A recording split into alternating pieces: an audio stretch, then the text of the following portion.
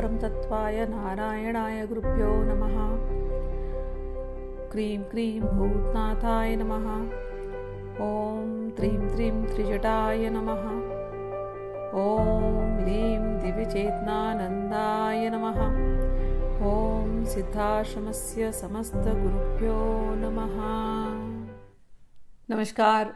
हम लोग गुरु गीता का श्रवण मनन कर रहे हैं और भगवान गुरुदेव शिव जी ने गुरु गीता के माध्यम से हमसे बहुत सारी बातें अच्छी अच्छी कही हैं, हमको सिखाया है, उसको हम अपने जीवन में उतारें। गुरु की महिमा, गुरु और शिष्य में किस प्रकार का व्यवहार होना चाहिए और गुरु गीता के जाप से क्या क्या फल हैं। आप लोग ने श्रवण किया होगा पहले के वीडियो में कि गुरु गीता पढ़ने से, नित्य पाठ करने से आपके सभी भोग और सभी मोक्ष, जो भी आपको चाहिए, धन, अर्थ, काम, मोक्ष, चारों पुरुषार्थ आपको प्राप्त हो जाएंगे। ये गुरु गीता की महिमा है। गुरु हृदय में आकर के बैठ जाएंगे और मोक्ष की प्राप्ति हो जाएगी। ये गुरु गीता की महिमा है। कहाँ पढ़ना चाहिए, कैसे पढ़ना चाहिए, किस आसन पर, किस मुख, किस डायरेक्शन में बैठ करके करना चाहिए, ये भी बताया गया पहले की वीडियो में। अब हम लोग आगे बढ़ते हैं। भगवान यहाँ पर हमें ये बता रहे कौन कौन सी जगह में बैठ करके हम इसका जाप कर सकते हैं। अथ काम्य जपे स्थानम कथयामि वरानने सागरे व सरी तीरे अथवा हरिहरालये। कह रहे कि गुरु गीता का जाप कौन कौन सी जगहों पे ज़्यादा प्रभावशाली होता है वो मैं आपको बताता हूँ। हे सुंदरी, हे देवी, सागर किनारे जाइए और वहाँ गुरु गीता का पाठ कीजिए। लेकिन एक बात याद रखना, सागर किनारे गए और केवल रेती में बैठ गए ना। अपना कंबल, अपना चद्दर, जो भी पहले की वीडियो में बताए गए प्रयोग, वैसे लेकर के जाना और फिर बैठना। अच्छा, दूसरी बात, कंबल इतना बड़ा हो कि आप पूरी तरह उसमें बैठ गए। आपका कोई बॉडी पार्ट सागर की रेत को टच नहीं करना चाहिए, ज़मीन को टच नहीं करना चाहिए। पूरी बॉडी पार्ट्स आपके कंबल में होनी चाहिए, ठीक। और थिक कंबल, अच्छा कंबल हो, डिसेंट, पतला सा चादर नहीं। सागरे व सरिता यानी नदी के कोई किनारे जाकर के बैठना, या हरिहरालये मतलब हरि के मंदिर, या तो विष्णु भगवान के मंदिर, या फिर शिव जी के मंदिर में जाकर के आप गुरु गीता का पाठ कर सकते हैं। हर जगह याद रखना, आसन के बिना मत जाना, टाइल्स पे मत बैठना, ज़मीन पे मत बैठना। ये सब टाइल्स पे बैठेंगे, ज़मीन पे बैठेंगे, पत्थर पे बैठेंगे तो कोई फल आपको नहीं प्राप्त होगा, उल्टा उसका बीमारियां आएंगी, दुख आएगा, क्या फ़ायदा, है ना। चलिए आगे बढ़ते हैं। शक्ति देवालये गोष्ठे सर्वदेवालये शुभे वटे च धात्री मूले च मठे वृंदावन तथा। कह रहे हैं कि शक्ति देवी जी का जो मंदिर है वहाँ पर जाकर के जपिए, और सारे देवालय शुभ है, कहीं भी जप लीजिए। वट के नीचे जाकर के जप लीजिए, किसी मठ में जाइए, आश्रम में जाकर के जपिए, या वृंदावन में जाकर जपिए। और कहते हैं जो कोई भी पवित्र निर्मल स्थान है वहाँ जाकर के नित्य अनुष्ठान इस स्वरूप में जाकर के जपना। निर्वेदनेन मौनेन जपमेत समाचरेत। बिल्कुल वहाँ जाकर के मौन होकर के, मौन का अर्थ होता है मुंह बंद रखना नहीं, मौन का अर्थ होता है संसार से मौन, संसारी बातें नहीं करनी। पता चले आश्रम गए हो, मंदिर में गए, क्या करने भैया, गुरु गीता जपने गए, और मंदिर में गए गुरु गीता कम जप रहे हैं, ध्यान, या गुरु गीता खोली है लेकिन ध्यान सब जगह है, कौन हमको देख रहा है नहीं देख रहा है, या कोई हमारे पहचान वाला आ गया कि नहीं आ गया, इसको नहीं, ऐसे नहीं। आप मंदिर में गए, गुरु गीता खोली, आप हैं, भगवान है और गुरु गीता है, बस संसार नहीं है उस समय, उसको मौन कहते हैं।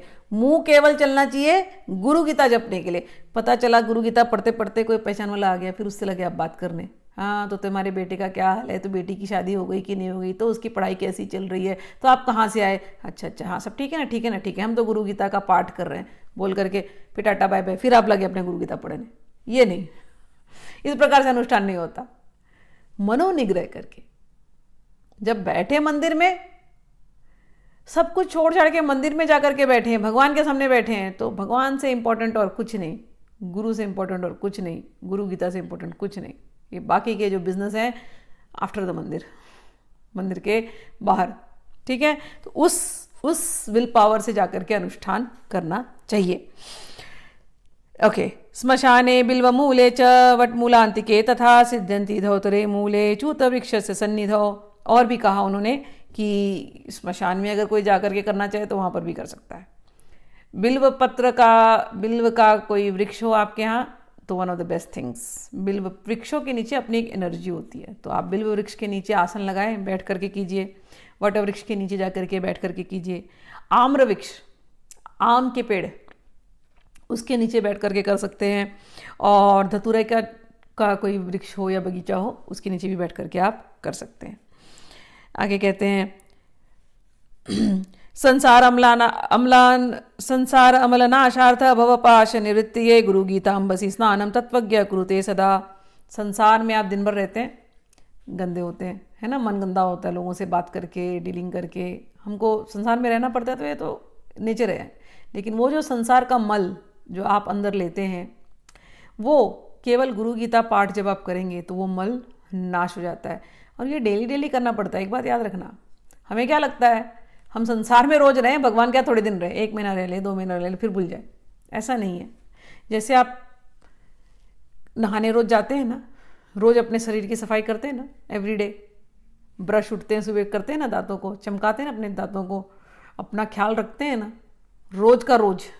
पता है शरीर गलता जा रहा है, बुढ़ा होता जा रहा है, लेकिन फिर भी उसका ख्याल रख रहे हो ना एवरीडे। उसी प्रकार से अपनी चेतना का भी ख्याल रखना चाहिए। ये चेतना संसार में जाकर अपने मन का ख्याल रखना चाहिए। ये मन संसार में जाता है, संसार का कचरा लेता है, तो मन की सफाई कैसे होगी? उसके लिए भी तो एफर्ट करना पड़ेगा। तन की सफाई कर ली, मन की, चेतना की, हृदय की सफाई कैसे करेंगे? तो उसके लिए रोज गुरु गीता का पाठ करें, आदत डालें। बहुत ज़्यादा समय नहीं लगता, आधा घंटा लगता है शुरू में। धीरे धीरे प्रैक्टिस कर लेंगे तो 20 मिनट में आपका हो जाएगा। अब आप बोलेंगे 20 मिनट में हो जाएगा तो क्या करें, घर में 20 मिनट निकाल नहीं सकते, सुबह से भी इतना काम होता है, ऑफिस जाना होता है, घर भी देख लेना होता है, शाम को आते ही फिर घर भी देखना होता है, समय नहीं होता। तो हम चलते फिरते पढ़ सकते हैं क्या? बिल्कुल पढ़ सकते हैं, क्योंकि भगवान शिव जी ने उसकी अनुमति दी है। आगे के श्लोक में ये बात आने वाली है, ठीक है? तो पढ़ना, लेकिन रोज करिए, रोज पढ़िए। आगे कहते हैं कि संसार का जो मल आपके ऊपर चढ़ रहा है उसके नाश के लिए, और भव सागे, फिर से वही संसार में जो आप फंसे हुए हैं वो फंदा कटने के लिए गुरु गीता रूपी जल में रोज स्नान करना चाहिए। संसार के मल को नाश करने के लिए गुरु गीता के जल में रोज स्नान करें। ऐसा तत्वज्ञ हमेशा करते हैं। स एव च गुरु साक्षात् सदा सद्ब्रह्म वित्तमः तस्य स्थानानि सर्वाणि पवित्राणि न संचयः। जो कोई ऐसा व्यक्ति होता है जो रोज गुरु गीता का पाठ करता है और जिसका चित्त एकदम शुद्ध और निर्मल है, वो जहाँ रहता है वो तो ब्रह्मवित्त है ही, वो पूरा स्थान ही ब्रह्मवित्त हो जाता है और पवित्र हो जाता है, इसमें कोई संशय नहीं है।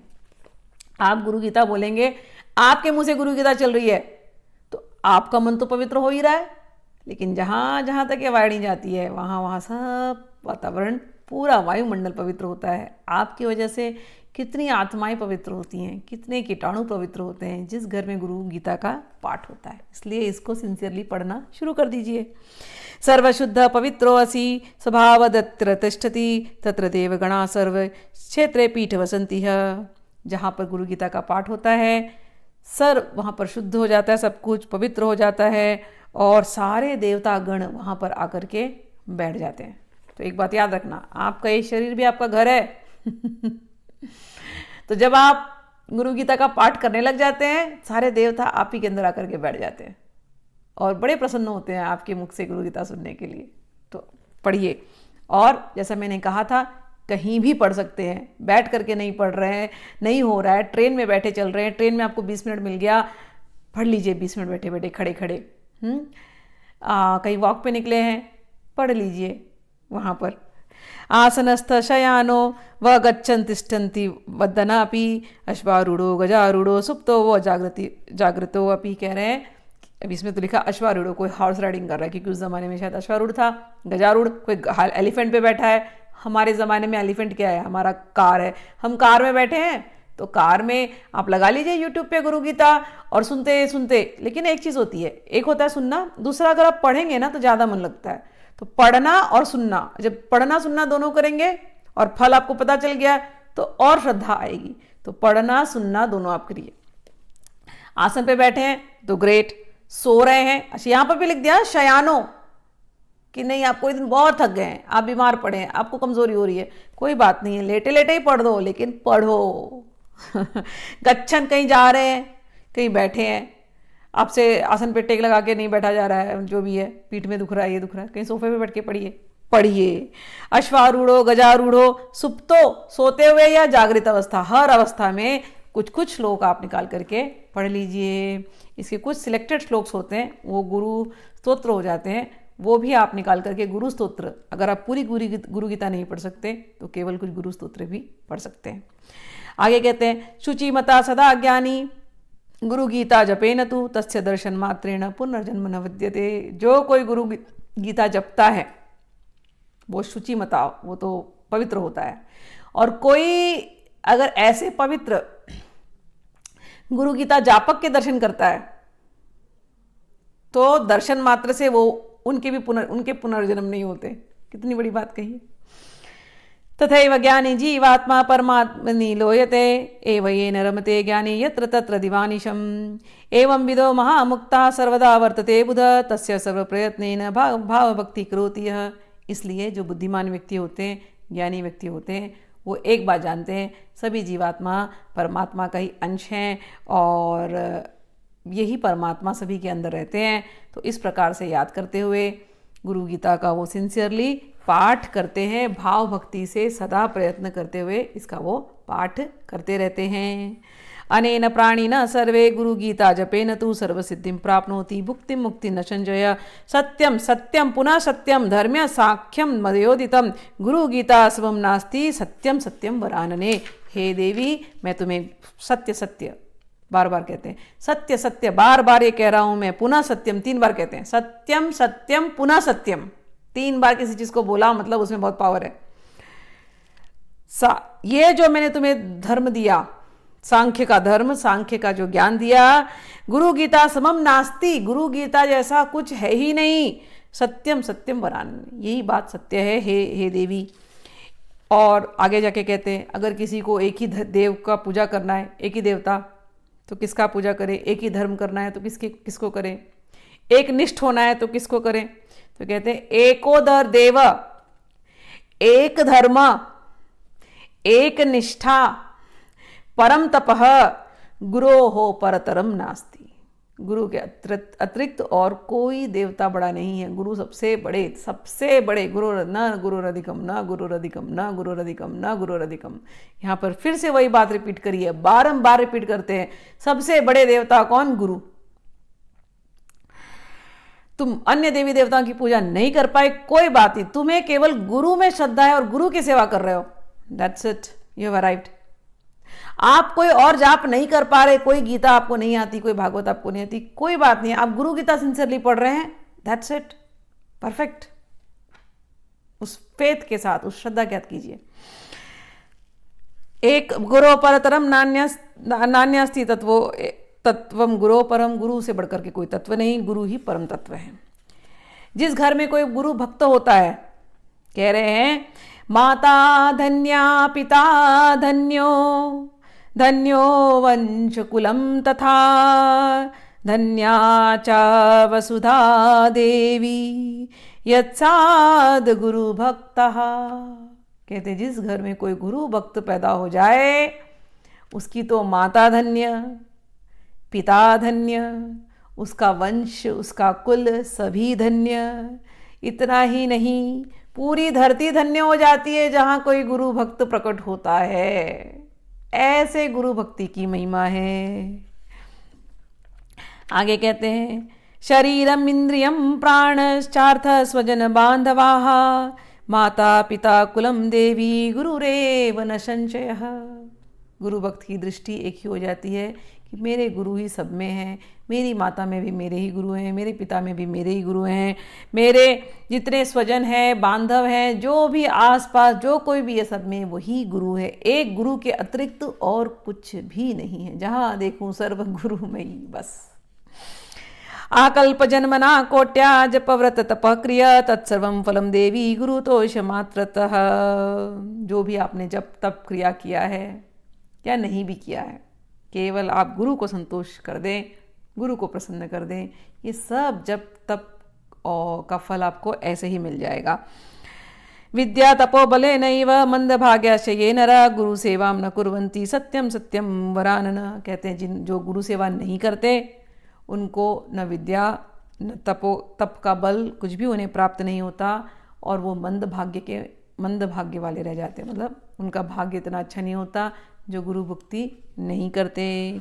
ब्रह्मा विष्णु महेशाश्च देवर्षि पितृकिन्नराः सिद्धचारण यक्षाश्च अन्येऽपि मुनियो जनाः गुरुभाव परम तीर्थम अन्य तीर्थ निरर्थकम सर्वार्थतीर्थाश्रयं देवी पादांगुष्ठ च वर्तते।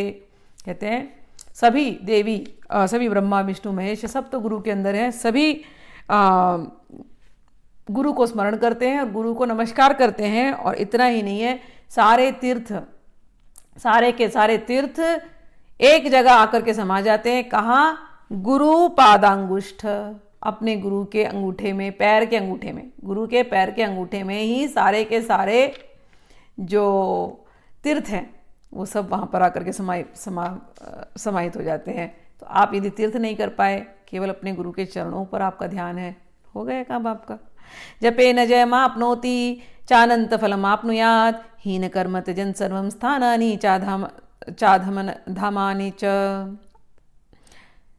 जपम हीनासनम कुर्वम हीन फल कर्म फलप्रदम गुरु गीतां प्रयाणेन व संग्रामे रिपुसंकटे। जपम जयम वाप्नोति मरणे मुक्तिदायकं सर्वकर्म च सर्वत्र गुरुपुत्रस्य सिद्ध्यति। इदं रहस्यं नो वाच्यं तवाग्रे कथितं मया सुगोप्यं च प्रयत्नेन मम त्वं च प्रिया त्विति। कहते हैं कि इसको जप करते रहना चाहिए और इसको जप करने से अनंत अनंत फल की प्राप्ति होती है।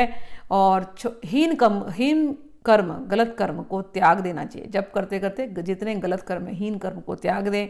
और कोई ऐसी कंपनी है आपकी जो गलत कंपनी है, अच्छे लोग नहीं हैं, उनको भी छोड़ दीजिए, लिखा है इसके अंदर है। और कोई ऐसी जगहों पे आप हैं जहाँ पर अधम कार्य हो रहे हैं, उनको आप छोड़ दीजिए। और आसन का अपना ध्यान रखना जप करते समय सारे इस प्रकार से। और कहीं अगर आप डेंजर में हैं, कभी रिपु संकट हो रहा है आपके ऊपर, तो उस समय गुरु गीता का पाठ कीजिए, तो दुश्मन जो हैं वो शांत हो जाएंगे और आपका कल्याण हो जाएगा।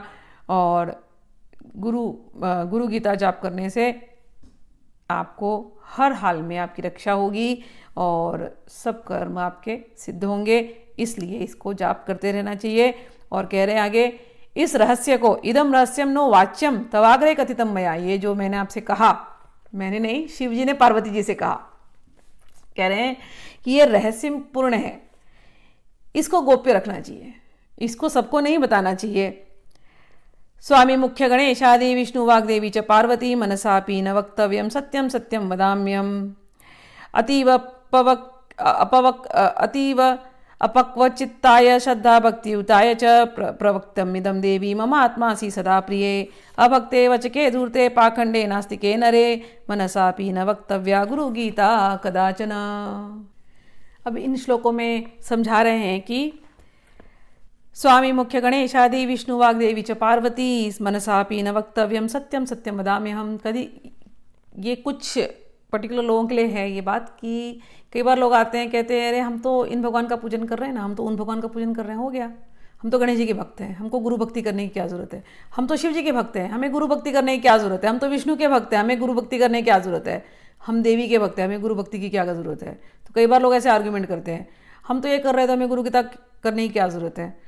तो यहाँ पर बड़े अच्छे से कह रहे हैं भगवान, ऐसे कोई लोग होते हैं जो केवल कहते हैं हम इन्हीं की भक्ति करते हैं, हमें गुरु की ज़रूरत नहीं है, तो उनको ये देना नहीं चाहिए गुरु गीता, क्योंकि ये भेदभाव वाली भक्ति गुरु गीता में नहीं चलती।